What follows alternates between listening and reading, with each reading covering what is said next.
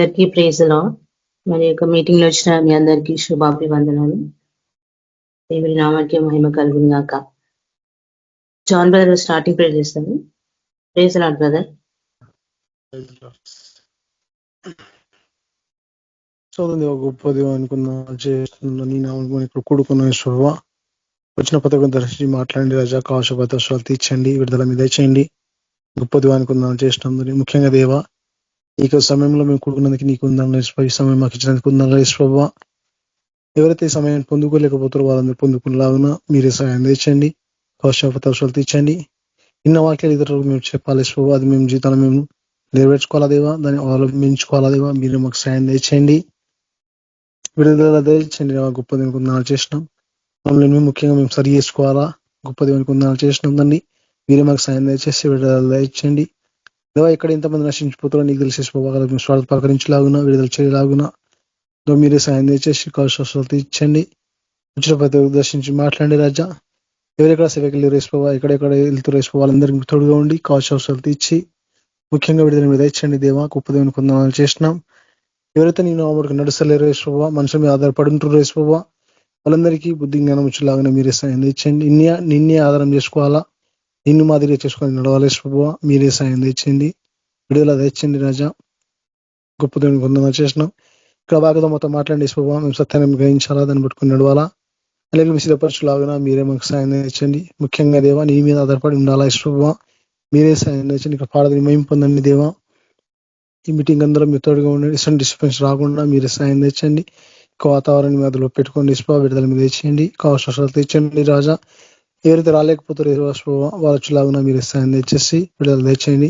మీరు కావలసిన తెచ్చండి ఇసుప, మీరు సాయం తెచ్చండి. ఇంతమంది నశించిపోతారు ఇసుప, వాళ్ళకి మేము విడుదల చేయాలా నీ నామంలా. మీరే సాయం దయచేసి విడుదల దయచేసి మీరు అక్కడ సిద్ధపరచుకోమని యేసు ప్రశ్న తండ్రి, ఆమేన్. Thank you brother. చంద్రశేఖర్ అన్న పాట పాడతారు. Praise lord.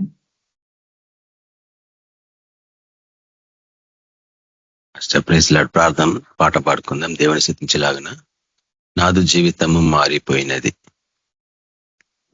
నాదు జీవితము మారిపోయినది, నిన్నాశ్రయించిన వేళ నన్నాదుకుంటివి ప్రభువా. నాదు జీవితము మారిపోయినది, నిన్నాశ్రయించిన వేళ నన్నాదుకుంటివి ప్రభువా. నాదు జీవితము చాలునయ్యా దేవా, ఈ జన్మధన్యమే ప్రభువా. చాలునయ్యా దేవా, ఈ జన్మధన్యమే ప్రభువా. పాపకూపము విడచి నీ దారి నడిచితి దేవా, నిన్నాశ్రయించితి ప్రభువా. నాదు జీవితము మారిపోయినది, నిన్నాశ్రయించిన వేళ నన్నాదుకొంటివి ప్రభువా. నాదు జీవితము కన్నుగానని దిశగా బహుదూరమేగితీనయ్యా, కన్నుగానని దిశగా బహుదూరమేగితీనయ్యా. నీ ప్రేమ వాక్యము వినగా నా కళ్ళు కరిగెను దేవా, నిన్నాశ్రయించితి ప్రభువా. నాదు జీవితము మారిపోయినది, నిన్నాశ్రయించిన వేళ నన్నాదుకుంటివి ప్రభువా. నాదు జీవితము లోకమంతా విషమై నరకాగ్ని జ్వాలలు రేగే, లోకమంతా విషమై నరకాగ్ని జ్వాలలు రేగే ఆ దారి నడువక నన్ను కాపాడినావని దేవా నిన్నాశ్రయించితి ప్రభువా నాదు జీవితము ఆరిపోయినది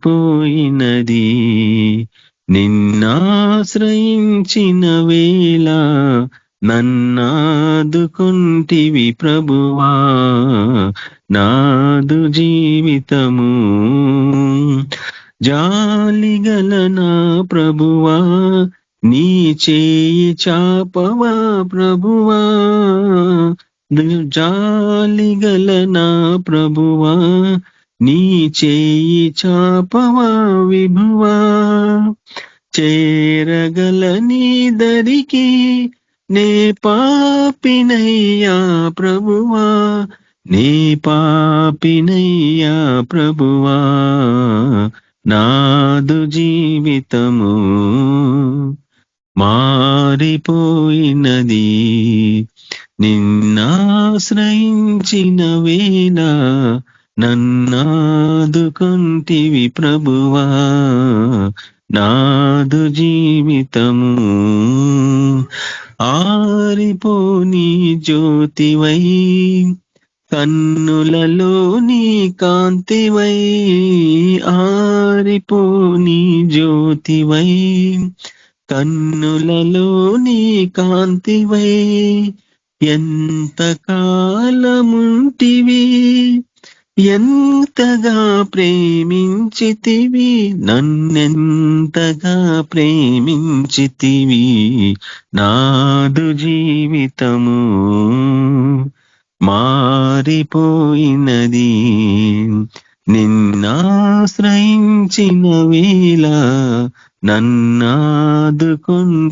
ప్రభువా నాదు జీవితము మారిపోయినది నిన్నాశ్రయించిన వేళ నన్నాదుకుంటివి ప్రభువా నాదు జీవితము. హల్లెలూయా. ప్రైజ్ లార్డ్ బ్రదర్ సిస్టర్స్ అందరికీ. థ్యాంక్ యూ అన్న. దీపా సిస్టర్ వాక్యం షేర్ చేస్తారు. Praise Lord sister. Praise lord అక్క. అందరికీ ప్రైజ్ లార్డ్. యేసుక్రీస్తు నామములో మనం వాక్యం ధ్యానించుకుందాము. మనం చూసుకోబోయే వాక్యం ఏంటంటే డ్యూటానమీ 8th chapter 3rd verse. ప్రార్థన చేసుకొని స్టార్ట్ చేద్దాము దేవుని యొక్క వాక్యం. పరిశుద్ధ ప్రేమల దేవ, కృపణ తండ్రి, దేవా యేసు ప్రభా, నీకు లెక్కలేని వందనాలు ప్రభా. కృతజ్ఞతాస్తుతులు స్తోత హల్లెలూయా రజా. పరిశుద్ధుల ఒక సర్వశక్తి మంతుల సర్వాధికారి నీకు వందనాలు తండ్రి. తండ్రి దేవా యేసు ప్రభా, ఇచ్చిన ఈ యొక్క సమయాన్ని బట్టి నీకు వందనాలు ప్రభా. మంచి అవకాశం మాకు అనుగ్రహించినారు ప్రభా, దాన్ని బట్టి నీకు వందనాలు తండ్రి. దేవా యేసు ప్రభా, మరి వాక్యం ధ్యానిస్తున్నగా తండ్రి నీ యొక్క ఆత్మకార్యం జరిగించండి, మాలో ఉండి నడిపించమని ప్రార్థిస్తున్నా తండ్రి. తండ్రి దేవా యేసు ప్రభా, నాకున్న సొంత తనపులన్నింటినీ గద్దించి కొట్టివేసి తండ్రి మరి నీ యొక్క వాక్యముకి చోటిచ్చి ప్రభా నడుచుకుంటకు సహాయపడమని ప్రార్థిస్తున్నా తండ్రి. దేవా యేసు ప్రభా, ప్రతి వాక్యంలో ఎంతో జీవం ఉందని ప్రభా మీరు చదివించిన దేవుడు ప్రభా. కాబట్టి ప్రభా ప్రతి వాక్యాన్ని ప్రభా విని వాటిని ప్రభా మేము మమ్మల్ని మించుకోవాలా సహాయపడమని ప్రార్థిస్తున్నా తండ్రి. దేవా యేసు ప్రభా, మరి నా యొక్క నాలుకని తాకి ముడి స్వస్థపరిచి నీ యొక్క జీవమైన వాక్కు నా నోట్లో పెట్టమని ప్రార్థిస్తున్నాం తండ్రి. సహాయపడమని ప్రార్థిస్తున్నాం. నీ యొక్క పరిశుద్ధాత్మ చేత నడిపింపు దయచేయమని యేసుక్రీస్తు నామంలో ప్రార్థించి అడిగి పెట్టుకుంటున్నాం నా తండ్రి. ఆమేన్.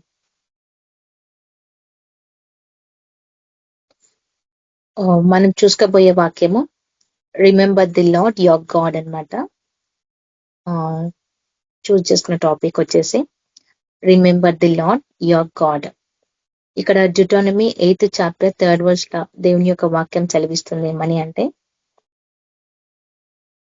ఆహారము వలనే కాక యెహోవా సెలవిచ్చిన ప్రతి మాట వలన నరులు బ్రతుకుదురు. నీకు తెలియజేయుటకు ఆయన నిన్ను అణిచి నీకు ఆకలి కలుగజేసి నీవే కాని నీ పితరులే కాని ఎన్నడెరగని మన్నాతో నిన్ను పోషించెను అని దేవుని యొక్క వాక్యం చదువుతుంది. అంటే ఇక్కడ మనకు వాక్యం చదవగానే అర్థమవుతుంది. ఎందుకంటే ఆహారము వలనే కాక యెహోవా దేవుడిచ్చిన ప్రతి మాట వలన నరులు బ్రతుకుతారు అని సెలవిస్తుంది. నిజమే, దేవుని యొక్క వాక్యం చేతనే మనుషులు బ్రతుకుతారు. కానీ ఫిజికల్ నీడ్స్ కోసము పరిగెత్తుతా ఉంటారు. కానీ వీటన్నిటికంటే ఇంపార్టెంట్ ఎక్కువ ఏంటంటే దేవుని యొక్క వాక్యం అన్నమాట. కానీ ఇక్కడ దేవుడు ఏమంటుండంటే, అంటే నరులు బ్రతకడానికి నీకు కలిగజేయుటకు, నీకు వచ్చే ప్రతి కష్టమే కానీ నష్టమే కానీ ఏవైనా కానీ మన జీవితంలో ప్రతి అనుభవము ఏదైతే రాబోతుందో ఇవన్నీ ఏ విధంగా వస్తున్నాయంటే ఆయన నిన్ను అణిచివేసిన తర్వాతనే. ఎందుకంటే ఆయన నిన్ను నీకు కలగజేసి నీవే కానీ నీ పితరులే కానీ ఎన్నడెరగని మన్నాతో నిన్ను పోషించను అని అంటున్నాడు. అంటే చూడండి, ఆయన్ని అణిచివేస్తేనే కానీ నువ్వు దేవుని దగ్గరికి రాలేకపోతున్నావు. దేవుని దగ్గరికి మనం రావాలి అంటే అందరూ ఆయన సన్నిధికి రావాలా, ఆయన కోసము మనము నీతిని సత్యాన్ని ప్రకటించాలా, పరిగెత్తాలా ఆయన కొరకు అనంటే ఎవరు రారు. ఎందుకంటే అందరూ కంఫర్టబుల్ లైఫ్లలో జీవిస్తున్నారు కాబట్టి, ఎవరి ఇష్టం వచ్చినట్లు వాళ్ళు జీవిస్తున్నారు కాబట్టి దేవుడు ఇక్కడ ఏం చేస్తున్నాడంటే ఆయనే ఎంతమందిని అయితే పిలుచుకున్నాడో, మరి దేవుడు అందరినీ పిలుచుకున్నాడు కానీ అందులో ఏర్పరచబడిన వారు కొంతమంది. మళ్ళీ ఈ వాక్యం అర్థం చేసుకోండి, ఇది ఆత్మకు సంబంధించిన వాక్యము. మరి అణిచి వేస్తేనే కానీ నువ్వు దేవుని దగ్గరికి రాలేకపోతున్నావు. అంటే నీకు ఎలాంటి పరిస్థితుల్లో నువ్వు దేవుని దగ్గరికి వస్తున్నావు? నీకు హెల్త్ విషయంలో వచ్చినప్పుడు దేవుని దగ్గరికి వస్తావు, పలానా సమయంలో జాబ్ లేనప్పుడు దేవుని దగ్గరికి వస్తావు, నీకు ఇంట్లో సమృద్ధిగా ఏమి లేకపోయినా దేవుని దగ్గరికి వస్తావు. అంటే ఆయన ఎందుకు అణిచివేయాలా? ఎందుకంటే ఆయన మనల్ని ఎంతగానో ప్రేమించినాడు కాబట్టి. ఆయన మనల్ని ప్రేమించడు, మన ఆత్మలు ఎక్కడ నశించిపోతాయా అని అనేసి దేవుడు ఏం చేశాడంటే అణిచివేసిండు. అణిచివేసి మనకి మళ్ళా తిరిగి ఆకలి అనేది కలగజేసిండు. ఎప్పుడైతే మన బాధలలో ఉంటామో, ఎప్పుడైతే కృంగిపోతామో మన జీవితంలో ఎలా చూడండి, భార్య భర్తల విషయంలోనే కానీ, పిల్లల విషయంలోనే కానీ, తల్లిదండ్రుల విషయంలోనే కానీ, ఫ్రెండ్స్ విషయంలోనే కానీ, మన సరౌండింగ్స్ లో ఉన్న వాళ్ళందరి కానీ ఎవరైనా మనల్ని ఏదైనా అన్నప్పుడు మన హృదయానికి బాధ కలుగుతుంది అని అంటే అది దేవుని చిత్తం లేనిది ఏది మన లైఫ్ లో జరగదు. ఆయన ఆజ్ఞ లేనిది ఏది మన జీవితంలోకి రాదు. కాబట్టి ఆయన ఆజ్ఞ ఇచ్చినాడు కాబట్టి ఇవన్నీ మనకు జరుగుతున్నాయి. అంటే ఆయన ఆజ్ఞ ఇచ్చిండు ప్రతిదీ. ఎందుకనంటే ఆయన అణిచివేయడం అంటే అదే విధంగా కదా. మన ఇప్పుడు జాబ్స్లలోకి వెళ్తాం, అక్కడ జాబ్లలో మనం ఎంతో కష్టపడి పని చేస్తుంటాము కానీ తిరగబడతా ఉంటారు మన మీదకి. ఎందుకు? అది దేవుని యొక్క కృప వాళ్ళ పైన ఉంది కాబట్టి దేవుడు వాళ్ళని అణిచివేస్తున్నారు. ఎందుకనంటే తిరిగి మళ్ళీ ఆయన దగ్గరికి రావడానికే. నీకు ఆకలి కావాలి అని అంటే ఉత్తనే రాదు కదా.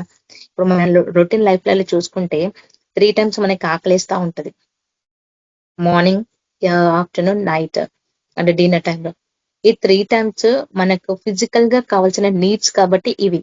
కానీ నీ ఆత్మకు నీరు కావాలి కదా, నీ ఆత్మకి ఆకలి కావాలి కదా. మరి నీ ఆత్మకి ఆకలి ఎట్లేస్తుంది? నువ్వు సంతోషంగా ఉంటే దేవుని స్తుతిస్తావా? నువ్వు బాధలు ఉంటే దేవుని స్తుతిస్తావా? నువ్వు ఎట్లా ఉంటే దేవుని స్తుతిస్తావు? ఇప్పుడు దావీదు ఉన్నాడు, దావీదు చిన్ననాటి నుంచే దేవుని కీర్తించిండు, ఆయన నామాన్ని ఎంతో ఘనపరిచాడు, ఎంతగానో కీర్తించినడు. కానీ ఒక సందర్భంలో ఆయనని దేవుడు ఒక టైంకి అణిచివేసిండు. ఎందుకంటే ఆయన దేవుని మర్చిపోయినాడు. ఆయన యుద్ధానికి పోవాల్సింది పోయి యుద్ధానికి పోకుండా ఆయన చేసిన తప్పిదము ఆ విధంగా జరిగింది. ఎందుకు అనంటే ఆయన యుద్ధానికి వెళ్ళి యుద్ధం చేయాల్సింది పోయి ఆయన అక్కడే ఆగిపోయినాడు. అక్కడే చూడండి, మీరు అర్థం చేసుకోండి, ఆయన అంతకాలము దేవుని స్తుతించినడు. చిన్ననాటి నుంచి ఆయన అభిషేకింపబడి ఆయన దేవుని ఎంతగానో కీర్తించినడు, ఆయన కొరకు ఎంతగానో పాటలు పాడిండు, మహిమపరిచినడు దేవుడు. కానీ ఒక సందర్భంలో వచ్చింది, ఆయన అన్నిటిని మర్చిపోయింది. ఎప్పుడైతే రాజుగా చేయబడ్డాడో సమస్తం ఆయన మర్చిపోయాడు. అందుకే దేవుడు ఆయన అణిచివేసిండు. కొన్ని విషయాలలో దేవుడు వదిలేస్తాడు, కొన్ని విషయంలో ఆయన వదిలేస్తాడు. ఎందుకనంటే ఆయన పరీక్షిస్తాడు ప్రతి విషయంలో. కాబట్టి ఆ పరీక్షలన్నీ చూడండి, ఎప్పుడైతే ఆయనని అణిచివేయడం స్టార్ట్ చేశారో అప్పుడు ఆయనకు ఆకలి కలగడం స్టార్ట్ అయింది. ఇది కూడా అంతే. మనం కూడా అంతే. ఎప్పుడైతే బాధలు ఉంటామో, దుఃఖంలో ఉంటామో, కొన్ని కొన్ని సందర్భంలో చెప్పుకోలేని పరిస్థితులలో ఉంటాము. అక్కడ మనం హృదయంలో ఎంతో కృంగిపోతుంటాము. అదే టైంలో దేవుని యొక్క వాక్యం మన జ్ఞాపకం వస్తుంటది. అప్పుడే కదా నువ్వు దేవుని జ్ఞాపకం చేసుకుంటావు. అప్పుడే కదా ఆయన సన్నిధికి వస్తావు. అప్పుడే కదా మోకరించి ప్రార్థన జీవితం కలుగుతాం. అంటే అక్కడే మీరు అర్థం చేసుకోండి. ఆకలి కలగచేసి నీవే కానీ నీ పితరులే కానీ ఎన్నడూ ఎరగని మన్నతో నిన్ను పోషించును. చూడండి, ఆ యొక్క మన్న మన దేవుడే అని మనకు తెలుసు. ఎక్కడ చూస్తామంటే దేవుడు ఏమంటాడంటే నరులు అంటే బ్రతుకుదురు అని ఇక్కడ ఎంత ఖచ్చితంగా చెప్తున్నా చూడండి. ఆహారము వలనే కాక యెహోవా సెలవిచ్చిన ప్రతి మాట వలన, అంటే దేవుడు ఇచ్చిన ప్రతి మాట వలన నరులు బ్రతుకుతారు అని అంత క్లియర్ గా కాన్ఫిడెంట్ గా మనకి ఇచ్చేసిన దేవుడు. అంటే మనం విశ్వాసం పెట్టుకోవాలి ఆయన మీద. చూడండి, అది మనం ఎక్కడ చూస్తాము? మనకు తెలుసు, మత్తయి సువార్త 4th చాప్టర్ 4th verse లో చూస్తాము. మనుషుడు రొట్టె వలన మాత్రము కాదు కానీ దేవుణ్ణి నోటి నుండి వచ్చిన ప్రతి మాట వలన జీవించును అని రాయబడి ఉండెను. ఇక్కడ మీరు అర్థం చేసుకోండి. ఇప్పుడు మనం ఎట్లా విజయం పొందాలో ఇక్కడ తెలిసిపోతుంది. నువ్వు ఎంతసేపు ప్రార్థించినా యుద్ధంలో ఉన్నావు, యుద్ధంలో నువ్వు ప్రార్థన చేస్తున్నావు, వాటిని దుష్టులని నువ్వు వెలుగొట్టాలంటే ప్రార్థన వల్లనే పోతుందా? ప్రార్థనలో దేవుని యొక్క వాక్యం మెత్తుతనే కదా ఆ దుష్టాత్మ పోతుంది. అందుకే ఆయన చెప్తున్నాడు ఇక్కడ, ఆయన నోటి నుంచి వచ్చిన ప్రతి మాట వలన జీవించును. అంటే ఇప్పుడు ఆయన నోటి నుంచి వచ్చిన ప్రతి మాట ఏంటిదంటే దేవుని యొక్క నీతిని సత్యని ప్రకటింపచేయడమే. ఆయన వాక్యమే ఆయుధం. ఆయన వాక్యమే మనకి బలము. ఆయన వాక్యమే మనం సత్యంలోకి నడిపిస్తుంది. ఆయన వాక్యం లేకపోతే మనము శూన్యం కదా. మన అంతరంగము ఎట్లా ఉందో మనం ప్రశ్నించుకోవాలా.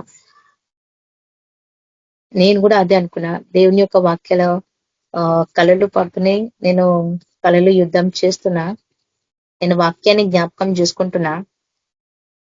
అప్పుడు అనిపిస్తుంది, అంటే కంప్లీట్ వాక్యం నేను చెప్పలేకపోతున్నాను, నా కళలో సగమే చెప్పుకుంటున్నాను.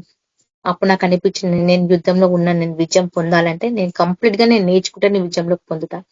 అంటే హృదయంలో దేవుని యొక్క వాక్యం నాటబడాలా అని చెప్పబడుతుంది. వాక్యము దేవుని యొక్క నోటి నుండి వచ్చిన ప్రతి మాట వలన జీవించును అని అంటున్నాడు కదా దేవుడు. మరి దేవుడి నోటి నుంచి వచ్చిన ప్రతి మాట ఎట్లా మన జీవితంలో నెరవేర్చబడాలా?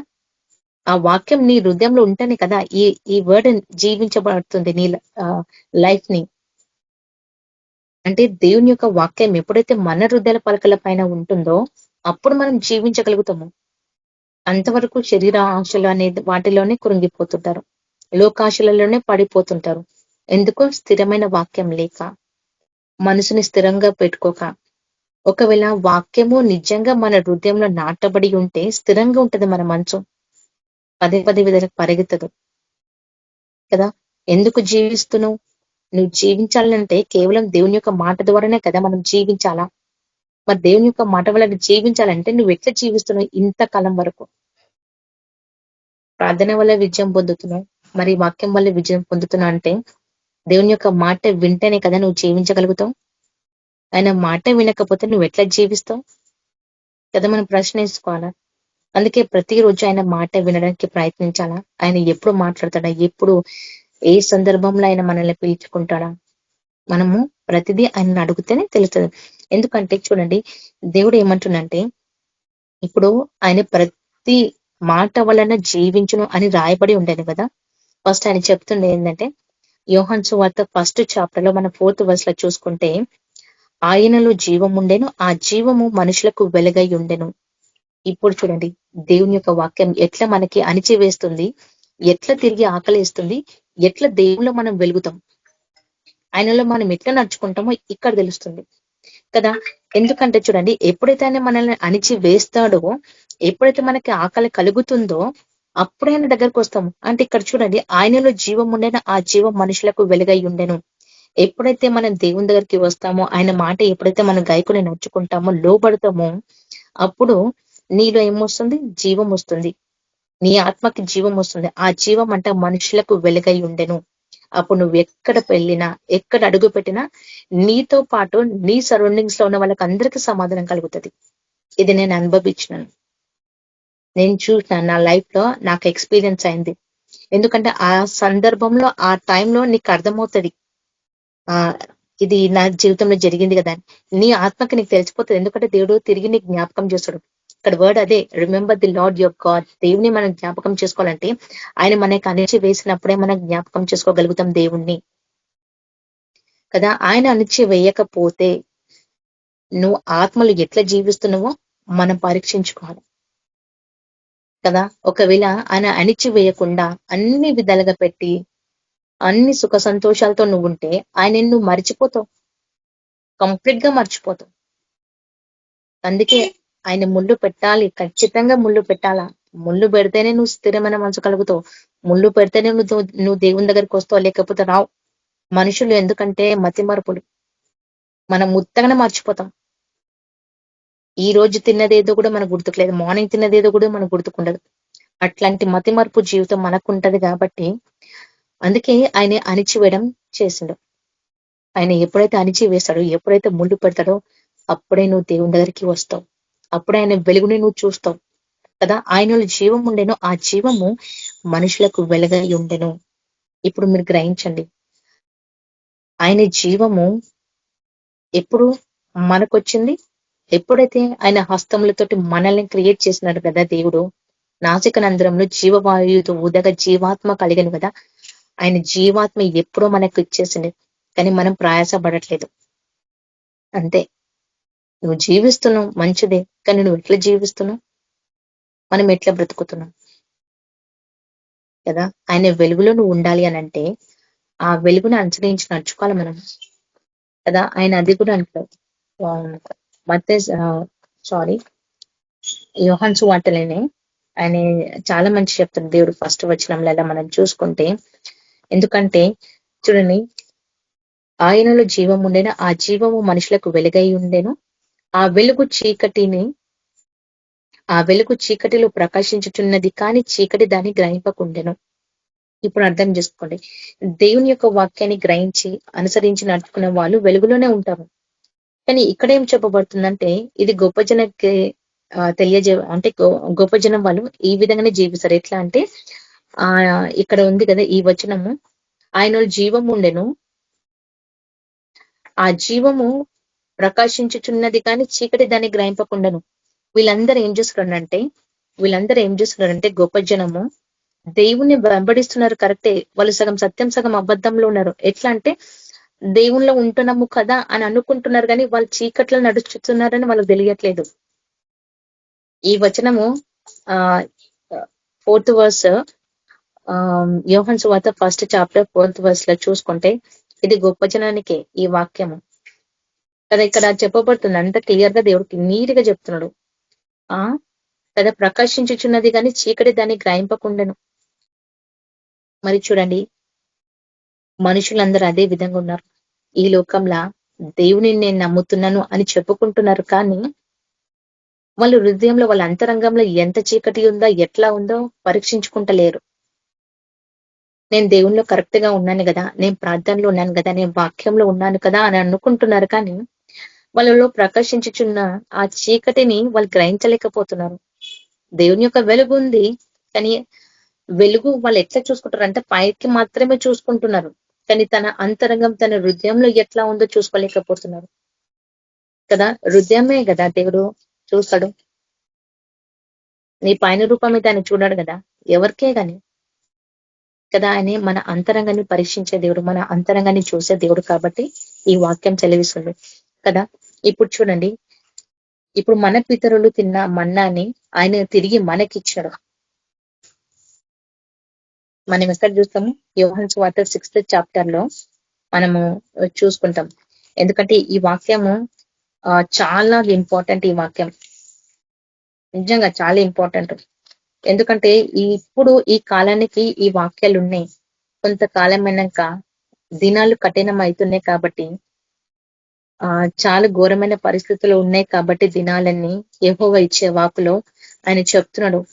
ఎందుకంటే ఇది మనకు చాలా ఇంపార్టెంట్. ఈ వాక్యం చూడండి, యోహాను సువార్త 6th chapter లో 27th verse నుంచి చదువుకుంటూ పోతుంటే మనము అర్థమవుతుంది. అక్షయమైన జేయు ఒక నిమిషం. అక్షయమైన ఆహారము కొరకు కష్టపడు, కానీ నిత్య జీవం కలిగజేయు. సారీ,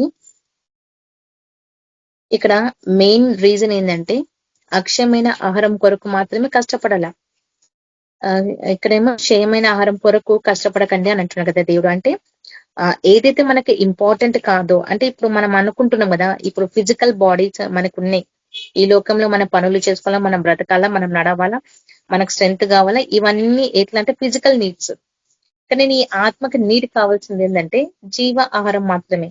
ఈ జీవాహారం నీకు ఎట్లా వస్తుంది అంటే నీ యొక్క ఫిజికల్ బాడీ రన్ చేయడానికి కొరకు నువ్వు కష్టపడుతున్నావు, కానీ ఏం లాభం?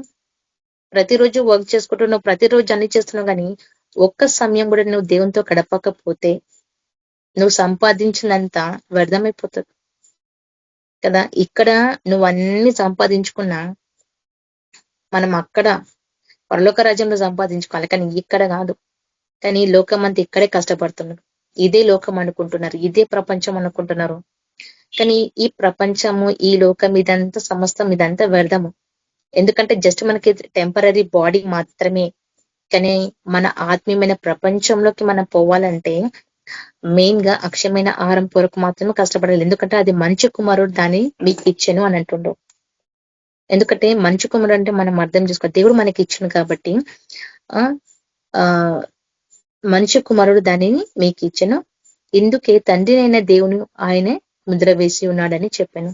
ఇప్పుడు ఆలోచన చేయండి, ఎంతమంది అయిన పరిశుద్ధతలు ముద్రింపబడినారో లెక్క చేసుకోండి, అందరికీ కదా. ఇప్పుడు ఆయన కొరకు ఎవరైతే ఆసక్తి కలిగి ఆయన యందు భయభక్తి కలిగిన వారు మాత్రం పరిశుద్ధతలు ముద్రింపబడిన వారు. ఇంకా మిగిలిన వాళ్ళంతా గొప్ప జనం, ఇంకా సర్పములు తేలు వరకు ఉన్నారు. ఆ 2 గుంపులు తీసేసిన గొప్ప జనం ఉన్న వాళ్ళనైనా కాపాడడానికన్నా దేవుడు మనల్ని పెట్టినమాట. ఎందుకంటే ఇది చాలా ఇంపార్టెంట్ ఈ వాక్యము. ఎప్పుడైతే దేవుడు మన కొరకు మన్నాని సిద్ధపరిచి పెట్టినాడో అది మనం తీసుకొని అనేకులకు పంచిపెట్టాలి. ఎందుకంటే మన పితరులు కూడా అదే చేశారు మనకి. వాళ్ళు దేవుడు చెప్పిన విధంగా నడుచుకున్నారో, దేవుడు ఏదైతే బయలుపరిచిన సమస్తం ఈ బైబిల్లో రాసినారో వాళ్ళు తిరిగి మనకి ఇచ్చిన. చూడండి, ఇక్కడ మనం చదివితే మీకు అర్థమవుతుంది.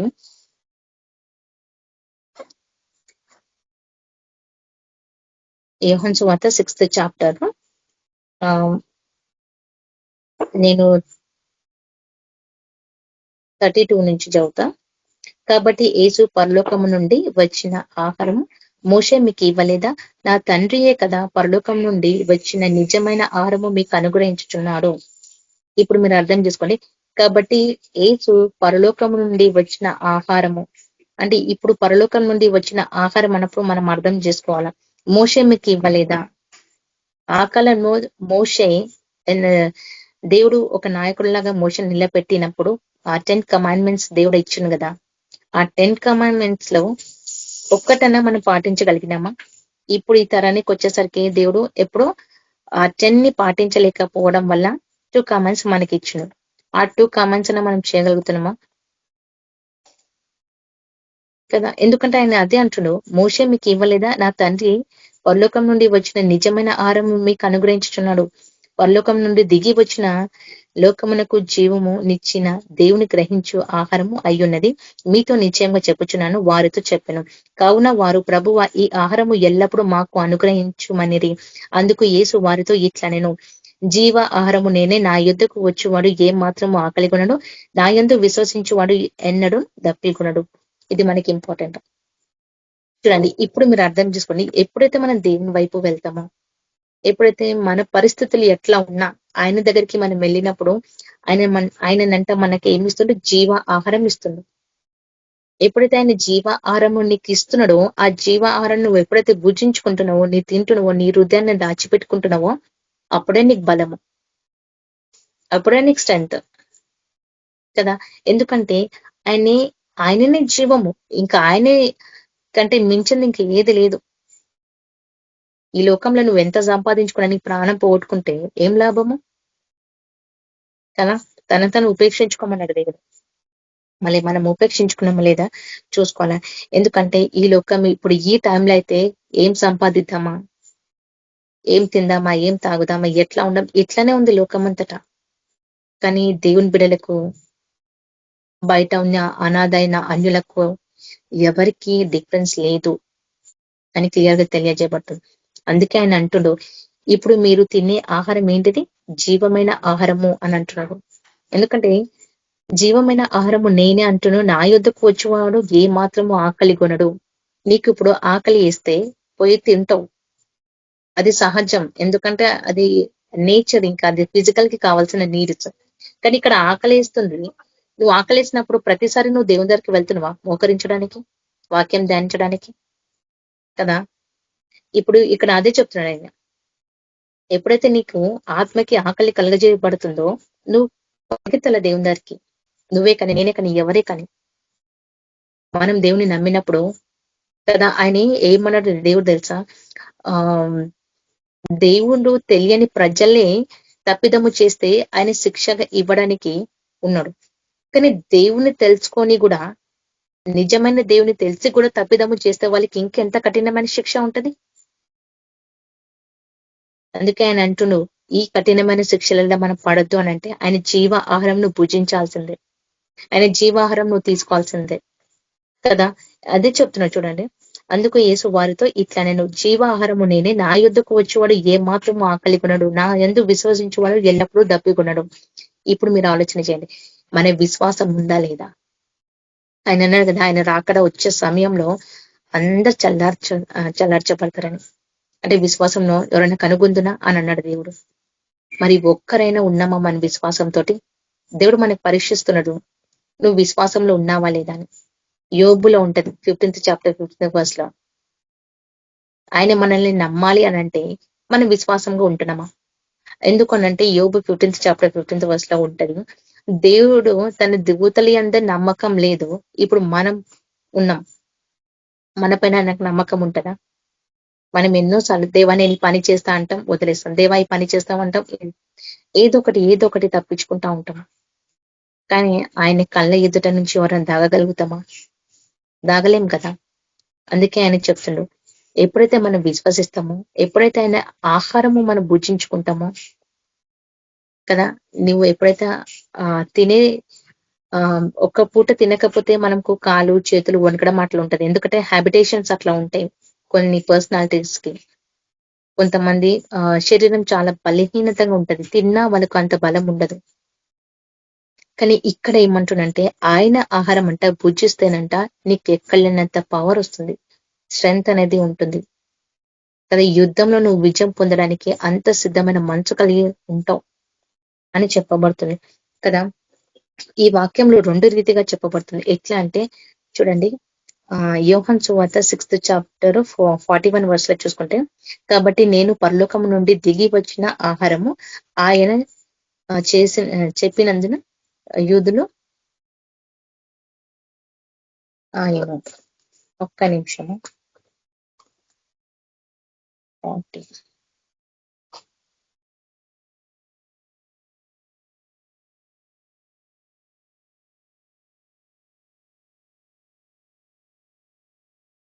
ఇక్కడ 2 దిక్కులు చూసుకుంటున్నాము. ఎందుకు చూడండి, కాబట్టి నేను పరలోకం నుండి దిగి వచ్చిన ఆహారము అని చెప్పినందున. ఇక్కడ వినండి, మన దేవుడు యేసు ప్రభు పరలోక రాజ్యాన్ని వదులుకొని ఈ లోకానికి వచ్చినాడు కదా మనిషి కుమారుడుగా. ఇప్పుడు మీరు ఆలోచన చేయండి, పరలోకం నుండి దిగి వచ్చిన ఆహారము అని అంటున్నాడు కదా. పరలోకం నుంచి దిగి వచ్చిన ఆహారము ఎవరు? యేసుప్రభే. యేసుప్రభు వచ్చినాడు కదా. వచ్చినాక ఆయన పని అన్నిట్లో తన తండ్రి ఇచ్చిన ప్రతి మాట ప్రకారము, తన తండ్రి ఏదైతే ఆజ్ఞాపించిండో తన కుమారునికి, అవన్నీ ఆయన చేసిండు. ఎవ్రీథింగ్ పర్ఫెక్ట్ గా చేసుకున్నాడు. ఇప్పుడు చెప్పండి, ఆయన శిల్వ మరణం పైన ఉన్నాడు. యేసు ప్రభు శిల్వ మరణం పొందినడు కదా. ఆయన ఎట్లా అంటే ఈ పాట పడతాం కదా, నీ చేతిలో రొట్టెని నేనయ్యా, విరువు ఏసయ్యా. ఇప్పుడు యేసు ప్రభు శిల్వ మరణ పైన విరవబడ్డాడు. మళ్ళీ ఇంతవరకు మనమేం విరవబడ్డాం మన జీవితంలో? కనీసం ఆయన సన్నిధిలో విరిగి నలిగిన మనసుతో ప్రార్థించగలిగినామా కదా. అక్కడ అదే చెప్తున్నాడు. ఇక్కడ పరలోకం నుండి దిగి వచ్చిన ఆహారం యేసుప్రభే. ఇప్పుడు యేసుప్రభే ఆహారం అయినాడు మనకు. యేసుప్రభే మనకు ఆహారము. ఎందుకనంటే ఆయన శిలువ మరణం పైన విరిచబడినడు. మన ప్రతి పాపము, మన ప్రతి శాపము, మన దోషములు, మన సమస్తము ఆయన్ని భుజం పైన మోసినడు. శిలువ మరణం పైన మోసినడు. ఆయన విరిచబడినడు. కఠినమైన శిక్ష. ఈ లోకంలో కూడా అంత కఠినమైన శిక్ష ఎవరు అనుభవించలేరు, ఎవరు కూడా చేయలేరు. కేవలం యేసు ప్రభు మాత్రమే. ఆయనకి సెంటర్ ఆఫ్ ది యూనివర్స్ లో ఆయన మధ్యలో ఆయన నిలబెట్టి ఆయనని మొత్తం చీల్చేసిన దేవుణ్ణి ఒక్కసారి ఊహించుకోండి. ఆయనని అంతగా ఆయన విరవబడ్డాడు. మనం ఏం చేయగలుగుతున్నాం ఆయన కొరకు ప్రశ్నించుకోవాలి కదా. మనం ఏం చేస్తున్నాం ఆయన కొరకు? ఏం చేయట్లేదు. ఆయన అంతగా విరవబడ్డాడు. మనం పాట పాడటం, నీ చేతిలో రొట్టెను నేనయ్యా, విరువు ఏసయ్యా అని. అందుకే ఎప్పుడైతే ఆయన నేను అణిచివేస్తాడో అప్పుడు నువ్వు విరవబడతావు. లేకపోతే నువ్వు విరవబడవు, నువ్వు అంతే ఉంటావు. నువ్వు విరవబడాలంటే నీకు అణిచి వేయాల్సిందే. ఎప్పుడైతే నీకు అణిచి వేస్తాడో అప్పుడే నీకు ఆకలి కలుగుతుంది. అప్పుడు నువ్వు దేవుని దగ్గరకు వస్తావు. అంతవరకు రాలేం కదా. నువ్వు సంతోషంగా హ్యాపీగా ఉంటే దేవుని దగ్గరకు వస్తావా? రాలేరు. ఎవరు కూడా మర్చిపోతారు ఆ క్షణంలో. అందుకే ఆయనే ముళ్ళు పెడతాడు. అందుకే ఆయన అణిచివేశాడు. ఎందుకు? నీకు ఆకలి కావాలా? నువ్వు మళ్ళా తిరిగి దేవుని దగ్గరికి రావాలా? ఎందుకంటే నీ ఆత్మ నశించిపోకుండా ఉండడానికే. నీ ఆత్మ నశించిపోకపోతే ఆయన రాజ్యంలో ఉంటావు. ఒకవేళ ఆత్మ నశించిపోతుంటే ఆయన చూడగలుగుతాడా? ఒక్కనైనా పోగొట్టుకోలేనని అంటాడు దేవుడు. కానీ ఇస్కరేతు ఆయన చేసిన తప్పిదంలో దేవుడు కూడా అసలు ఇలాంటి వాడు నా జీవితంలో ఎందుకు వచ్చినా అని అనుకుంటాడు దేవుడు కూడా. కొన్నిసార్లు ఆ వచనాలు చదువుతుంటే నాకు అనిపిస్తాడు, దేవుడు కూడా ఇట్లా ఆలోచన చేస్తున్నాను కదా. ఎందుకంటే ఆయనే అనుకున్నాడు, నాకు వచ్చిన సేవలో నాకున్న ఆ యొక్క 12 మెంబర్స్ తెంచి ఎవరు కూడా నశించిపోదు, ఒక్క ఆత్మ కూడా నశించిపోదు అని అనుకున్నాడు ఆయన. ఇస్కరేతు యుద్ధాన్ని పక్క జరిపిన తర్వాత పౌలుని యాడ్ చేసుకున్నాడు కదా. అంటే మీరు అర్థం చేసుకోండి, ఇప్పుడు కూడా మనము కూడా దేవుని యొక్క చిత్తాన్ని అనుసరించి నడుచుకుంటే ఆయనలో ఉంటాం. లేకపోతే ఆయన జరిపేసి ఆయన వేరే వాళ్ళని చూజ్ చేసుకోవచ్చు కదా. ఎందుకంటే మనం ప్రశ్న వేసుకోవాలి, మన జీవితంలో మనం ఎట్లుంటున్నాము, ఎట్లా నడుచుకుంటున్నాము, ఎట్లా ఉంటున్నాము. ఆయన జీవాహారం దగ్గరికి మనం వస్తున్నామా రావట్లేదా కదా. నేను 2 రకాలుగా ఉంటే అని అన్నాను కదా. ఈ వాక్యము చూడండి, ఇక్కడనేమో ఆయన పరలోకం నుంచి దిగి వచ్చిన ఆహారం యేసుప్రభుని క్లియర్ గా తెలియజేయబడుతుంది. ఇప్పుడు చూడండి, ఎందుకు అంటే శిలువ మరణం ఆయన పొందిన దేవుడు, ఆయన పొందిన కాబట్టి జీవాహారం మనం తినగలుగుతున్నాము. చూడండి, ఇదే వచనంలో నేను 58 చదువుతాను, 56.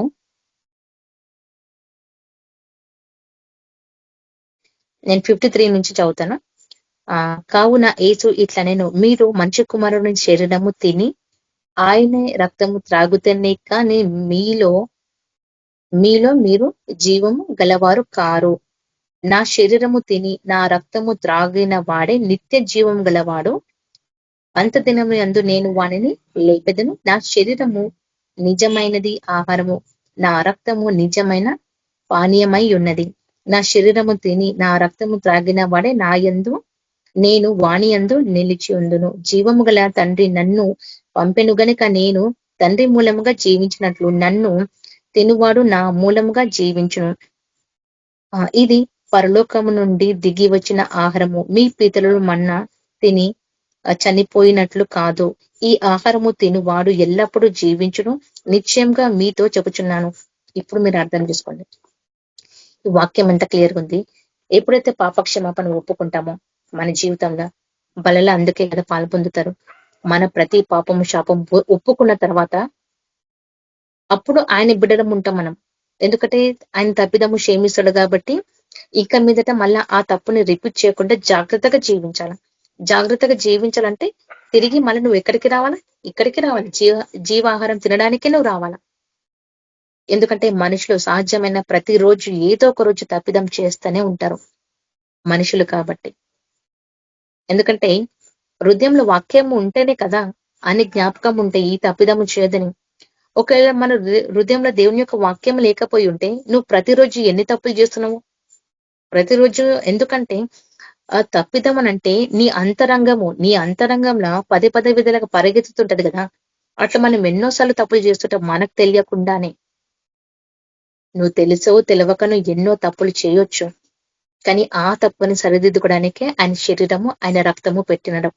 అందుకే కదా ఆయన శిలువ మరణం పైన విరవబడ్డాడు దేవుడు. కాబట్టి ఆయన అదే అంటున్నావు, ఎప్పుడైతే నువ్వు పాపక్షమాపణ ఒప్పుకుంటావో ఇక మీదట నేను అట్లా చేయను ప్రభా, నా జీవితాన్ని నేను నీకు అంకితం చేసుకుంటున్నాను ప్రభా అని సమస్తం మనం ఎప్పుడైతే ఆయనకు అప్పచెప్పి తిరిగి ఆయన దగ్గరికి వస్తామో అప్పుడే మనం ఆయనలో ఉంటాం కదా. ఆయన అంటే ద్రాక్షావళి నేను తీగలు మీరు అన్నప్పుడు మనం ఆయన హత్తుకొని జీవించాలా. తీగ సపరేట్ చేసి పడిస్తే ఏం లాభం? వేస్ట్ అయిపోతుంది కదా. అందుకే దేవుడు అట్లా నీ లైఫ్ ని వేస్ట్ కాకుండా, నీ జీవితాన్ని వేస్ట్ కాకుండా ప్రతి రోజు ప్రతి దినము ఆయన స్తుతించడానికి, ఆయన ఆరాధించడానికి ఆయన ఇదొకటి పెట్టినమాట మనకి. ఎందుకంటే ఇక్కడనే డిఫరెన్స్ వస్తుంది. ఎట్లా డిఫరెన్స్ వస్తుంది అంటే చూడండి, మనమేమో తండ్రి మనమేమో యేసుక్రీస్తు నామంలో బల్ల విరుసరు బ్రదర్స్, ఇది మనకు అందరికీ తెలుసు. కానీ లోకంలో ఎట్లా ఉందంటే దేవుని యొక్క శరీరాన్ని కూడా ఒక్కొక్కరికి నచ్చినట్లు విరుచుకుంటారనమాట. కొంతమంది వేరేలాగా తండ్రి కుమార పరిశుద్ధాత్మ లాగా విరుచుకుంటారు. కొంతమంది ఓన్లీ యెహోవా నామంలో విరుచుకుంటారు. కొంతమంది ప్రభు నామం, అట్లా ఒక్కొక్క చర్చస్ ఒక్కొక్కలాగా. కానీ వాళ్ళంతా తిన్న వాళ్ళు దేవునిలో పాలు పొందిన వారు కానే కారు. ఎందుకంటే ఆయన ఒకటే చెప్పుని క్రీస్తేసు నామంలో కదా. మనము బ్రదర్స్ చదువుతారు మన కొరింథియన్స్ లో ఉన్న వాక్యాన్ని. కాబట్టి ఈ వాక్యం ఎట్లా అంటే ప్రతి సంఘంలో వాళ్ళకు నచ్చిన విధంగా వాళ్ళు విరుచుకుంటారు కదా, అది దేవుని యొక్క సన్నిధికి రానే రాదు. ఎందుకంటే అది కానే కాదు దేవునికి. అది దేవుని యొక్క సత్యంలాగా ప్రకటించాల్సింది పోయి సత్యాన్ని కూడా అబద్ధం చేసిన వారు కాబట్టి ఆయన వాళ్ళని లెక్క చేయడు. ఎందుకంటే వాళ్ళు ప్రభా అని నీ నామంలో మేము అద్భుతాలు ఆశ్చర్యకాలు ఆ గుంపులో ఉన్నవారు అదంతా. కాబట్టి అది వాళ్ళకి సంబంధించింది. అట్లా వాళ్ళు చేసుకుంటారు కాబట్టి అది అక్కడికే క్లోజ్. కానీ ఇక్కడ ఏమంటున్నంటే ఆయన నామంలో అంటే తండ్రి శిల్వ మరణం పొందినడు నా కొరకు, నేను ప్రతి పాపం చేసిన నా కొరకైనా శిల్వ మరణం పొందినని నువ్వు ఎప్పుడైతే పాపక్షమాపణ ఒప్పుకుంటావో అప్పుడు నువ్వు తండ్రి దగ్గరికి వస్తావు. ఆయన తన తండ్రి ఏ విధంగా అయితే ఆజ్ఞాపించాడో అవన్నీ యేసుప్రభు ఏ విధంగా అయితే చేసిండో అట్లనే ఈ రోజు కూడా అంతే. మన ప్రతి పాపము శాపము ఆయన ఎదుట ఒప్పుకున్న తర్వాతకే ఆయన బిడ్డలుగా మనం స్వీకరింపబడతాము. అంతవరకు కాలేం. నేను చెప్తా అన్యులకి, నా ఫ్రెండ్స్ ఉంటారు ఇక్కడ మా ఇంటి దగ్గర, నేను వాళ్ళకి చెప్తా. వాళ్ళకు అంటారు మేము ఈ పూజ చేస్తాం ఆ పూజ చేస్తాం అంటే మీరు ఎన్ని పూజలని చేసుకొని కానీ వాటిని నేను నమ్మనని చెప్తాను. డైరెక్ట్ చెప్పేస్తా, వాళ్ళు ఏమని అనుకుని చెప్తా. సరే ఇంత బాధపడుతున్నావు కదా, నేను చెప్పిన ప్రార్థన నువ్వు చేసుకో అని చెప్తా. నువ్వు ఈ రోజు రాత్రి పడుకుంటావు కదా, ప్రభా నేను ఈ తప్పిదము చేస్తా ప్రభా, నా ప్రతి పాపము నా ప్రతి శాపము నా గర్భ పాపము నా తల్లిదండ్రులు చేసిన పాపము మా 3 తరాల పాపం ఇవన్నీ యేసుక్రీస్తు యొక్క రక్తం చేత కడిగిపోయి ప్రభువా మమ్మల్ని క్షమించు ప్రభా అని ఇట్లా ప్రార్థన చేసుకొని నువ్వు పండుకొని నేను చెప్తాను నా ఫ్రెండ్స్ కి ఇక్కడ నాకు తెలిసిన వాళ్ళకి. ఎందుకంటే వాళ్ళకు పాపం తెలియదు, అన్యులు. నాకు అనిపిస్తుంది వాళ్ళు ఎంత నిష్ఠగా దేవుని వాళ్ళు పూజించుకుంటారంటే వాళ్ళ దేవుని అవి దేవుళ్ళే కావు కానీ వాటిని పూజించుకుంటుంటే నాకు వాళ్ళ ముందు ఎట్లనో అనిపిస్తుంటది, ఈ పనికిరాని వాటికి వీళ్ళు ఇట్లా పూజిస్తున్నారు ఏందని. నేను ఎన్నోసార్లు చెప్పిన మా ఫ్రెండ్స్ కి ఇక్కడ ఉంటారు, నేను వాటి కళ్ళునే అవి చూడవు, చెవులునే అవి వినవు, నోరుంది అవి మాట్లాడవు, మీరు ఏదైతే పూజిస్తున్నావో అవి ఉత్త ఇమేజెస్ మాత్రమే, అవి కాదు అని కూడా వాళ్ళకి ఎట్లా చెప్పాలో అట్లా వివరించి నేను వాళ్ళకి చెప్తుంటే వాళ్ళు వింటున్నారు కాన్సన్ట్రేషన్ గా. సరే చేస్తామని అంటున్నారు, వాళ్ళు మళ్ళీ భయపడుతున్నారు. ఎందుకనంటే ఏ రోజైతే వాళ్ళు ప్రార్థన చేసి పండుకుంటారో అవి వస్తున్నాయి వాళ్ళ దగ్గరికి సైతాన్లు. కాబట్టి అమ్మో నేను ఇట్లా ప్రార్థన చేసి పండుకున్నా ఎందుకో నాకు ఇట్లా వచ్చింది, వాళ్ళ దేవుళ్ళు వచ్చినారు అది ఇది అని వాళ్ళు చెప్తా ఉంటారు. నేనన్నా అవన్నీ కావు, అవన్నిటికీ మీరు భయపడకండి, ఇది ఇట్లనే మీరు ప్రార్థన చేసుకోండి, మీ ప్రతి పాపం శాపం కడిగి నువ్వు ప్రార్థన చేసుకోండి, ఇట్లా చేయండి మీరు చేయండి అని నేను చెప్తా వారికి. వాళ్ళు చేసిరు, భయపడి వదిలేసుకున్నారు. అంటే వాళ్ళు దేవుని నమ్మాలని అనుకుంటున్నారు కానీ కొన్ని కొన్ని సిచ్యువేషన్స్ లలో వాళ్ళు ఏం చేస్తున్నారంటే అన్యులే దేవుని తెలియని ప్రజలే వాళ్ళు భయపడతారు.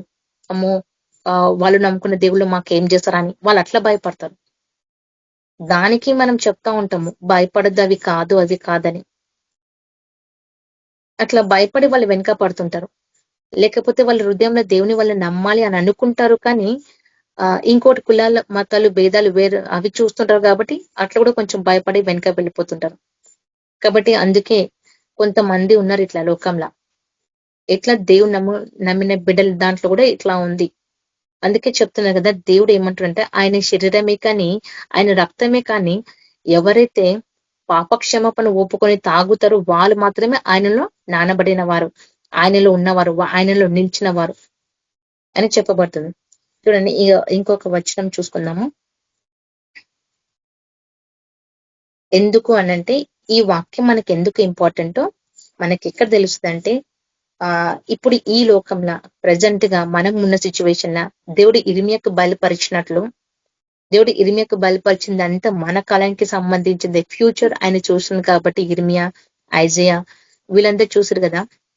ఇక్కడ చూడండి, ఎప్పుడైతే ఇర్మియా కన్నీటి ప్రార్థన చేసిండో అది వాళ్ళ కాలం కొరకు అని మనం అనుకుంటాం కానీ ఆయన మన కాలం వరకు కూడా మన దేశంలో కాకుండా ఈ ప్రపంచంలో ఎన్ని దేశాలైతే ఉన్నాయో వాటన్నిటి కొరకు ఆయన ప్రార్థించినాడు. ఇర్మియా కన్నీటి ప్రార్థన చేసిండు. ఎందుకంటే ఆత్మలు నశించిపోదని.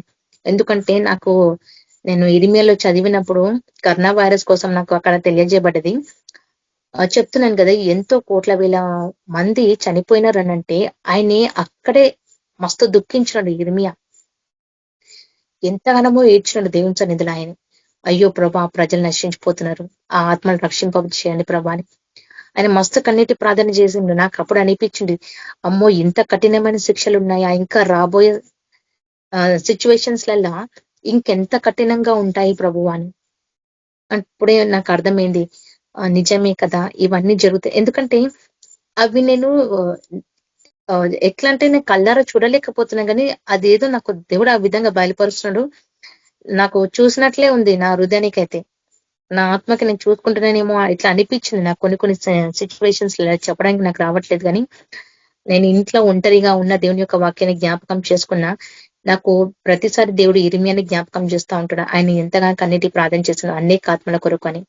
కాబట్టి ఇప్పుడు మనం కూడా అంతే, ఆయన సన్నిధికి రావాలి అంటే, ఆయన వెలుగులో ఉండాలి అనంటే మనం అక్షయమైన ఆహారం కొరకు మాత్రమే కష్టపడాలా కదా.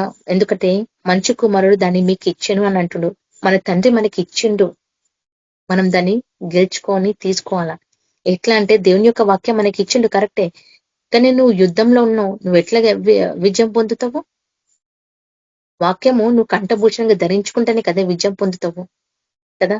అందుకే చూడండి, నేను ప్రావర్బ్స్ లో దేవుడు అంటాడు ఆయన వాక్యాన్ని ధరించుకోమంటాడు. ఎట్లా అంటే చూడండి, సామెతలు 3rd చాప్టర్ లో మనం చూసుకుంటాం చూడండి. ఫస్ట్ నుంచి నేను చదువుతాను. 3rd chapter 1st verse. నా కుమారుడా, నా ఉపదేశంలో మరవకము, నా ఆజ్ఞను హృదయపూర్వకముగా గైకొనుము, అది దీర్ఘ సుఖ జీవితంతో గతించే సంవత్సరములు శాంతి నీకు కలగచేయును. దయ సత్యము ఎన్నడూ నిన్ను విడిచి పోనీయకము, వాటిని కంఠభూషణంగా ధరించుకొనుము, నీ హృదయము పలకల మీద వాటిని రాసుకొనుము. అప్పుడు నీ దృష్టికి మౌనంగా దృష్టించినందుకు నీ దయనందు మంచివాడని అనిపించుకొందువు. ఇప్పుడు చూడండి, నీ స్వబుద్ధిని ఆధారము చేసుకొనక నీ పూర్ణ హృదయంతో యెహోవాను నమ్ము కొనుము. నీ ప్రవర్తన అంతటిలో ఆయన అధికారముకు ఒప్పుకొను, అప్పుడు ఆయన నీ త్రోవను సరళం చేయును. ఇప్పుడు మీకు అర్థమైంది వాక్యము. ఎందుకంటే ఇక్కడనే తెలియజేయబడుతుంది ఆయన ఏమంటును, ఆయన చెప్పిన ఉపదేశంలో ఏది కూడా మరవకని అంటుండు. కానేమో చెప్తున్నాను కదా, ప్రతిరోజు ఆయన ఉపదేశంలో ఆయన ఇచ్చిన కమాండ్స్ ఏవైతే ఉన్నాయో మనం జ్ఞాపకం పెట్టుకుంటున్నామా లేదా అని ప్రశ్నించుకోవాలి. ఎందుకంటే బోధించదని నేను కూడా వేసుకుంటా. నేను మీ కొరకు వాక్యం చెప్తున్నానని నేను ఎప్పుడు అట్లా అనుకోను. వాక్యం దేవుడు నాతోటే మాట్లాడుతుంది కదా, నాకే చెప్తున్నా కదా, నేను ఇట్లనే ఆలోచన చేసి నేను చెప్తా వాక్యం. ఎందుకంటే ఇవన్నీ నిజమే, ఇవి నా జీవితంలో జరగాల్సిందే. నేను అదే అనుకుంటా, దేవని వాక్యం ధ్యానిస్తున్నా నాకు జ్ఞాపకం ఉండాలని కదా. ఆయన ఇచ్చిన కమాండ్స్ ని మనం లోబడాలా. ఇప్పటికీ మనం లోబడుతున్నామా? నార్మల్ గా ఒక చిన్న వాక్యము మనం మత్తయి సువార్తలో చూసుకుంటాం కదా. ఆయన ఏమంటారు, సర్వలోకానికి వెళ్ళి సృష్టికి ఆయన సువార్తని ప్రకటింప చేయమంటాడు కదా. వెళ్ళే వాళ్ళు వెళ్తున్నారు, ఎవరికి నచ్చినట్లు వాళ్ళు వెళ్తున్నారు, చేసుకుంటున్నారు. కానీ కొంతమంది అయితే సువార్త ప్రకటన చేయట్లేరు. అది ఆయన ఇచ్చిన కమాండ్. అందరికి వెళ్ళి నువ్వు ప్రీచింగ్ చేయాలి అని అంటున్నాడు. మళ్ళీ ప్రీచింగ్ మనం చేయగలుగుతున్నామా? జస్ట్ ఇంట్లో కూర్చొని ప్రార్థన చేస్తున్నాం, మంచిదే, అది కూడా ఒక సేవనే. కానీ నువ్వే డైరెక్ట్ గా ఆ ఫీల్డ్ లోకి వెళ్ళి ప్రీచింగ్ చేస్తే ఎట్లా ఉంటది?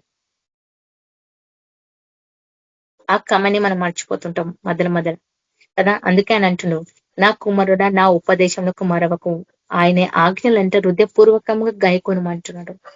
ఆయన ఇచ్చిన ప్రతి ఆజ్ఞనంట హృదయపూర్వకంగా మనం గాయకుంటేనే కానీ శాంతి మీకు కలగచేయదు. ఎప్పుడైతే ఆయన వాక్యము నిజంగా చెప్తాం కదా, ఆయన వాక్యం ఎప్పుడైతే మన హృదయ పలకల పైన ఉంటాయో, నువ్వు ఎంత బాధలో ఉండు, నీ ఆత్మకు అది సంతోషమే. నేను అది అనుభవించిన లాక్డౌన్ లో. నేను అనుకున్న ప్రభా, నాకు ఎంత బాధ ఉంది, కానీ నాకు తెలియని సంతోషం నా హృదయంలో కలుగుతుంది ప్రభా అని నేను లాక్డౌన్ లో ప్రార్థన చేసిన నేను దేవునికి. ఏందో ప్రభా నాకు తెలియని సంతోషం నాకు కలుగుతుందని. అది నేను అనుభవించిన, అది ఆ రుచి నేను చూసినాను కాబట్టి చెప్తున్నాను. ఎందుకంటే నిజమే, ఆ లాక్డౌన్ లో నాకు దేవుడు బయలుపరచుండవు. ఎప్పుడైతే దేవుని యొక్క వాక్యం మన హృదయ పలకల పైన ఉంటుందో, నువ్వెంత బాధ, ఎంత దుఃఖం ఏది ఉన్నా నువ్వు సంతోషించి ఆనందిస్తావు. నాకు అప్పుడు అనిపించింది, అయ్యో ప్రభా నిజమే కదా, అంటే ఆయన వర్డింగ్స్ అంత మధురమైనవి, జుట్టతైన ధారణ కన్నా ఎంతో మధురమైనది అది. కాబట్టి అందుకే ఆయన చెప్తున్నాడు. కాబట్టి ఇక్కడ చూడండి, వాటిని అంటే కంఠభూషంగా ధరించుకోమంటుండు. నెక్లెస్ ని మనం ఎట్లా ధరించుకుంటామో చూడ్డానికి అందంగా కనిపిస్తుంది కదా నెక్లెస్. ఈ నెక్లెస్ వేసుకుంటే నువ్వు చాలా బాగున్నావు అని అంటారు చాలా మంది. అట్లనే దేవుని యొక్క వాక్యాలంటే మన కంఠభూషంగా ధరించుకోవాలా. ఆయన సత్యాన్నంటే మన నడుముకి దట్టలాగా కట్టుకోవాలంట. ఇక్కడనే ఉంటాం వాక్యంలో. ఎందుకంటే ఆయన సత్యాన్ని ఎప్పుడైతే మనము నడుముకి దట్టలాగా కట్టుకుంటామో మనము ఇంకా ఓడిపోము ఏ విషయంలో కూడా. ఎందుకంటే సత్యాన్ని కట్టుకుంటున్నావు కదా నువ్వు. మరి సత్యం నీ దగ్గరకు ఉంటే నువ్వు ఎట్లా ఓడిపోతావు? ఓడిపోలేం మనం. సత్యము మన దగ్గర ఉన్నంత వరకు మనం యుద్ధంలో విజయం పొందుతూనే ఉంటాం. ఎప్పుడైతే ఆ సత్యాన్ని నువ్వు ఆర్పేసుకుంటావో నీ జీవితంలో భయం స్టార్ట్ అవుతుంది. పరిగెత్తాలన్నా, ఎక్కడికైనా వెళ్ళాలన్నా, చేయాలన్నా క్షణం భయపడతా ఉంటావు. ఎందుకంటే దేవుని యొక్క పరిశుద్ధాత్మ నీలో ఉన్నంత వరకు భయం అనేది ఉండదు. ఎప్పుడైతే దేవుని యొక్క పరిశుద్ధాత్మ మన హృదయంలో పెట్టుకుంటామో, దేవుని యొక్క పరిశుద్ధాత్మ ఆయన ఇచ్చిన ఉపదేశంలో మరవకుండా ప్రతిదీ మన హృదయపూర్వకంగా గాయకొని నడుచుకుంటే సమస్తము ఎట్లంటే మన హృదయ పలకల మీద రాసుకుంటేనంట, ఇవన్నీ మనం మీద ఉంటే, మన హృదయంలో ఉంటేనంట ఎట్లుంటామంట, ధైర్యంగా ఉంటామంట. ఇక్కడ ఏమంటున్నావు, మరి నీ సబ్బుద్ధిని ఆధారము చేసుకొనక మన సొంత తలంపుల పైన పడద్దు.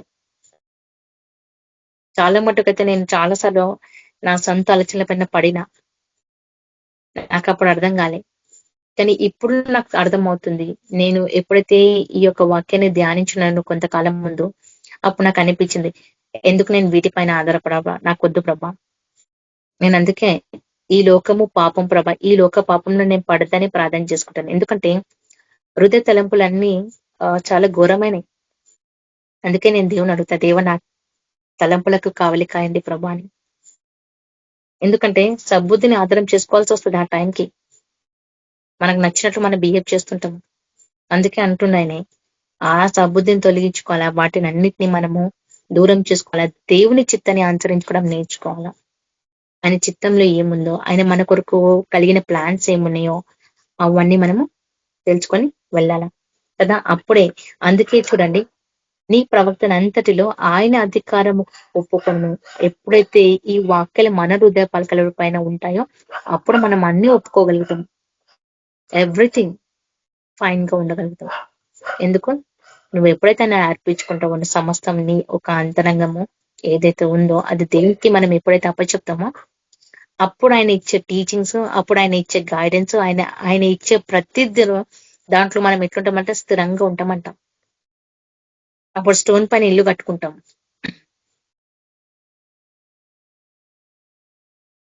కదా. అట్లా ఈ వాక్యాలు ఎందుకు మనకి ఇంపార్టెంటో ఇప్పుడు నేను చెప్తాను వినండి.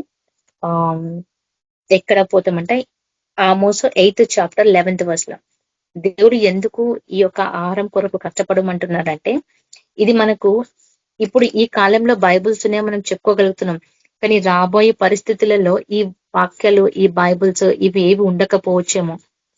నీ హృదయంలో అప్పుడు ఏముండాలి? దేవుని యొక్క వాక్యం ఉండాలి కదా. దేవుని యొక్క వాక్యం నీ హృదయంలో ఉంటే అప్పుడు నువ్వు ఎక్కడ పైన విజయం పొందగలుగుతావు.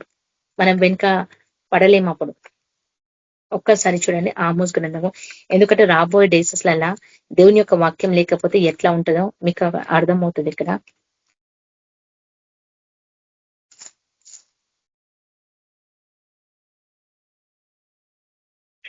Amos 8th chapter 11th verse. రాబోవు దినము లేందు దేశంలో నేను క్షేమము పుట్టింతును, అది అన్నపానము లేకపోవట చేత కలుగు క్షేమము కాక యెహోవా మాట వినకపోవట వలన కలుగు క్షేమముగా ఉండును. ఇది యెహోవాకు. కాబట్టి జనులు యెహోవా మాట వెదుకుటకు ఈ సముద్రం నుండి ఆ సముద్రం నుండి ఉత్తర దిక్కు నుండి తూర్పు దిక్కు నుండి సంచరించుదురు, కానీ అది వారికి దొరకదు. ఇప్పుడు అర్థమైందా వాక్యం? ఎందుకనంటే ఎప్పుడైతే దేవుని యొక్క వాక్యము సత్యాన్ని మన హృదయ పలకల పైన మేము ఇవి రాసుకుంటామో ఆయన అదే అంటున్నాడు కదా, నీ కంఠభూషణ లాగా ధరించుకోమంటున్నది దేవుని యొక్క వాక్యాలు. ఎప్పుడైతే నువ్వు దేవుని యొక్క వాక్యాలు ధరించుకుంటావో నీకు కరువు కాలం వచ్చినా, ఎలాంటి సిచ్యువేషన్లు నీకు వచ్చినా, నీ ఫిజికల్కే కానీ, నీ ఆత్మకే కానీ, నీ మైండ్కే కానీ ఎవ్రీథింగ్ నీకు స్ట్రెంత్ కావాలి అంటే దేవుని యొక్క వాక్యమే. ఇంకా అది తప్ప ఇంకా మనకి ఇంకేది లేదు మార్గం. పోతే హెవెన్ కి పోవాలా అంతేగా. డైరెక్ట్ ఒకటే మార్గం, యేసు ప్రభు దగ్గరికి పోవాలా డైరెక్ట్ గా. ఒక్కవేళ ఈ వాక్యాలు గిట్లా లేకపోయి ఉంటే ఆయనే అంటుంది కదా. ఎందుకంటే యూటిలైజ్ లేని వాటి కొరకు నువ్వు ఈ లోకంలో వెతుకుతున్నావు. నేను ఇది సంపాదించుకోవాలి, నేను అది సంపాదించుకోవాలి, ఈ పని చేసుకోవాలా, ఆ పని చేసుకోవాలా, నేను ఇవన్నీ చేసుకోవాలని ఈ పనులలో నువ్వు పడిపోయి దేవుని యొక్క వాక్యాన్ని నువ్వు దూరం చేసుకుంటే నీకు నిత్య జీవం ఎట్లా దొరుకుతుంది? ఇక్కడ అదే చెప్తుంది. ఆ యొక్క సిచ్యువేషన్స్ లలో బైబుల్ నీ దగ్గర లేకపోయి ఉంటే నువ్వు ఏ వాక్యం ధ్యానించుకుంటావు? ఏ వాక్యం నీ జ్ఞాపకం రావాలి ఆ సందర్భంలో, ఆ టైంలో కదా. ఇప్పుడు బైబుల్స్ ఉన్నాయి, మంచి చదువుకుంటున్నాం, ఫోన్స్ లలో రీడింగ్ చేసుకుంటున్నాం, ఫోన్స్ లలో వాక్యాలను చూసుకుంటున్నాం. కొంతకాలమైనాక ఇవన్నీ తీసేస్తారు.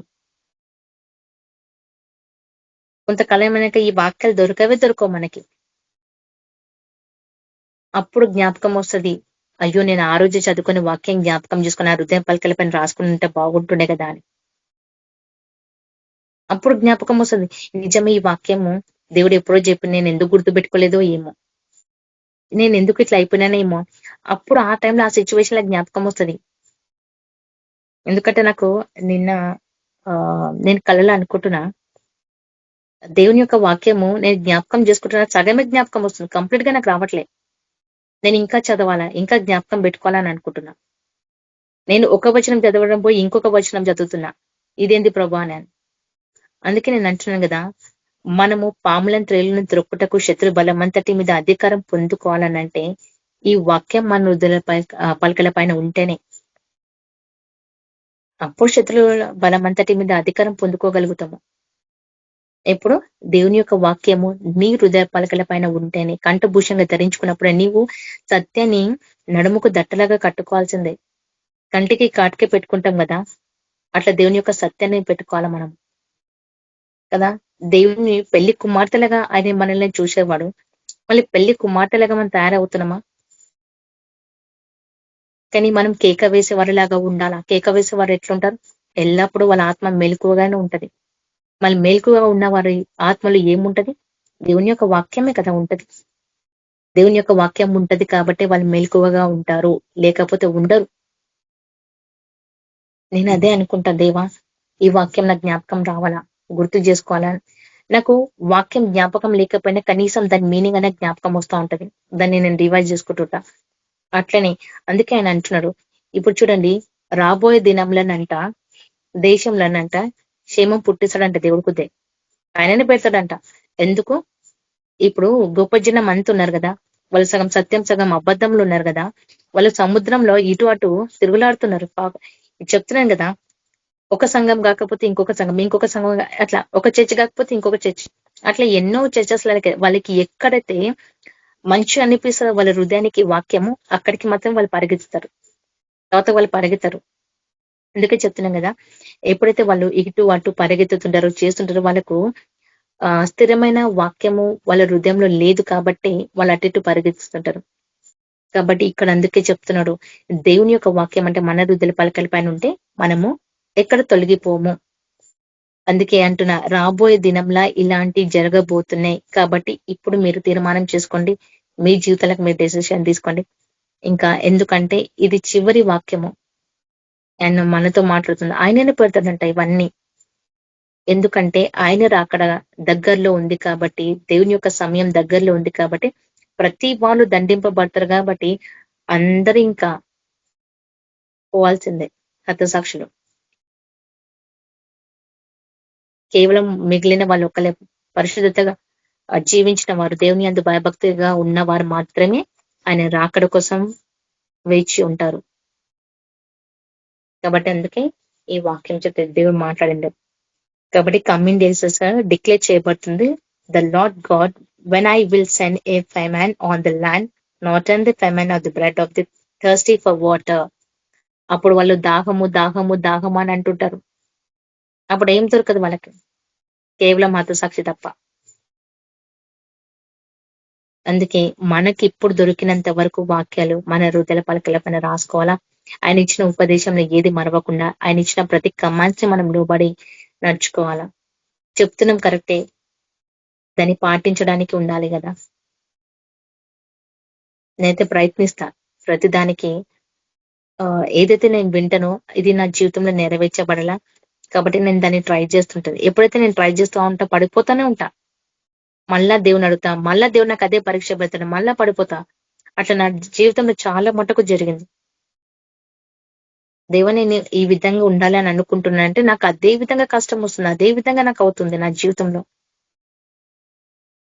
అందుకే అంటున్నాను కదా, ఎప్పుడైతే దేవా నేను ఈ విధంగా ఉండాలి అని అనుకుంటున్నామో, నేను ఒక చక్కగా కట్టబడిన గోడ మీద నిలబడి నీ నీతిని సత్యని ప్రకటన చేయాలి అని అనుకుంటున్నామో, కాబట్టి ఆయన్ని మటపగుండు మన మధ్యలో వేసినప్పుడు అన్నిట్లో ఈక్వల్ ఉండేటట్టు చూసుకోవాలా.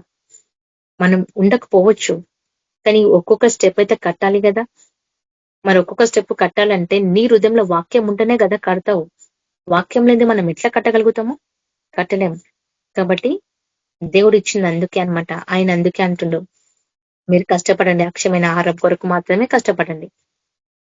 దేవుడు మనకు అనుగ్రహించినడు ఆయన పరిశుద్ధాత్మ.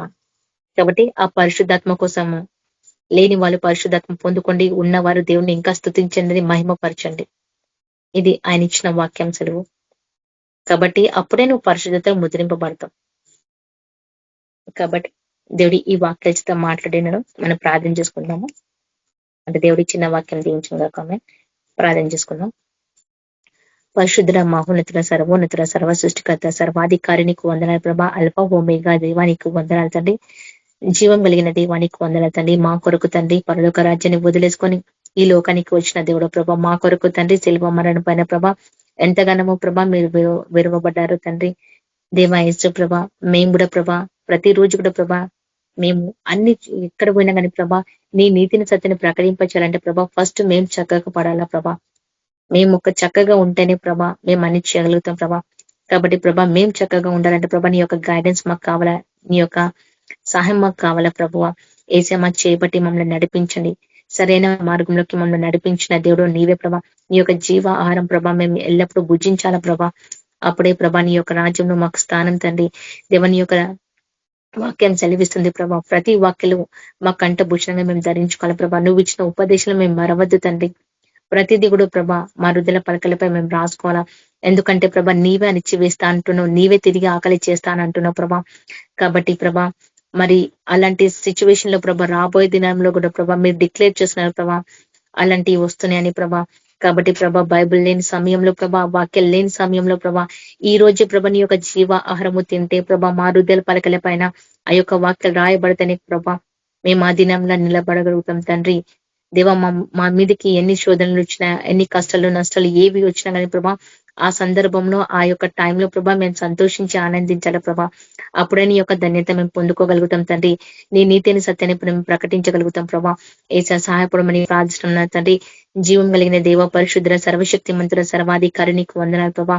దేవా యేసు ప్రభా ప్రతి దాంట్లో కూడా ప్రభా మీరు మటపగుండు ప్రభా మా మధ్యలో వేసినప్పుడు ప్రభా మేము చక్కగా ఉండాలి తండ్రి. మా హృదయంలో ప్రభా ఎలాంటిది ఉన్నగాని తీసిపోయింది ప్రభా. ఇంకా మాలో ఏదైనా ఆయాసకరం ఉంటే చూపించిన ప్రభా, వాటిని ఒప్పుకొని మేము విడిచిపెడతాం తండ్రి. కేవలం ప్రభా నిన్ను స్తుతించి, నిన్ను ఆరాధించి, నీ కొరకు అనేకులకు నీతిని సత్యని ప్రకటన చేసే వారిలాగా మేము తయారవుతాం ప్రభా. ఎందుకంటే ప్రభా మేము యుద్ధంలో ఉన్నవారం ప్రభా, యుద్ధాన్ని నేర్పించే దేవుడు నీవు ప్రభా. మా వేళకు యుద్ధం నేర్పించమని అడుగుతున్నాం ప్రభా, సహాయపడమని అడుగుతున్నాం నా తండ్రి. దేవానికి లెక్కలేని వందనాలు, కృతజ్ఞతలు నా తండ్రి. సర్వసృష్టికర్త, సర్వాధికారి నీకు వందనాలు ప్రభా. తండ్రి దేవాయసు ప్రభా వాక్యం చేత ప్రభా మీరు మాతో మాట్లాడినారు, దాన్ని బట్టి నీకు వందనాలు తండ్రి. దేవాయసు ప్రభా ప్రతి రోజు కూడా ప్రభా నీ యొక్క వాక్యాన్ని ధ్యానించాలా, అది మా హృదయ పలకల పైన మేము పెట్టుకోవాలా, అనేకులకు నీ నీతిని సత్యాన్ని మేము ప్రకటించాలి ప్రభా. సహాయపడమని ప్రార్థిస్తున్నాం తండ్రి.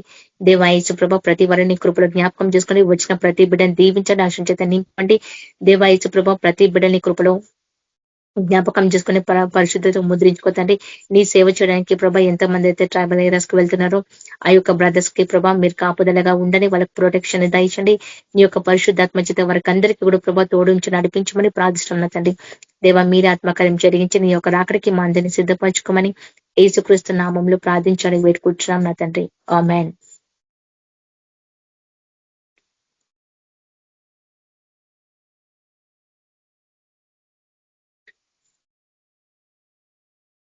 ఆమేన్.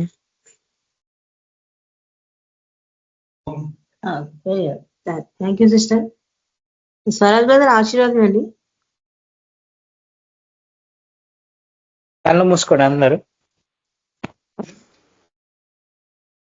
మన ప్రభువైన యేసుక్రీస్తు కృప, సమాధానం ఇక్కడ కూడా వచ్చిన ప్రతి ఒక్క బిడ్డకు, ముఖ్యంగా KVPM లో ఉన్న ప్రతి ఒక్క ఫ్యామిలీకి ఇప్పుడు ఎల్లప్పుడూ సదాకాలం తోడైనను గాక.